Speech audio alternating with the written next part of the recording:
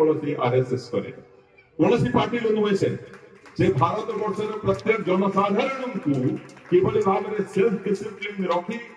देश निजक समर्पण कर देशर निर्माण राज्यर निर्माण को किभली भाव में निजक सहयोग करें कौन निजर साधन कर केवल निजर कर्म को देवाई से थांती और मुझे गर्वित जो मुझे गोटे अर्गानाइजेशन आज जॉइन करें अधिक भाव में ओतप्रोत भाव में जड़ित हो पारे बेसी चीज कहबार ना मुझे कहवाई चाहिए कि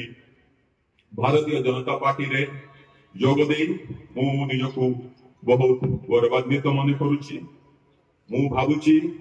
मोर जी समय रही पृथ्वी रे राष्ट्र निर्माण करने राज्य निर्माण करने निजक नियोजित करी से आज ये संकल्प धन्यवाद नमस्कार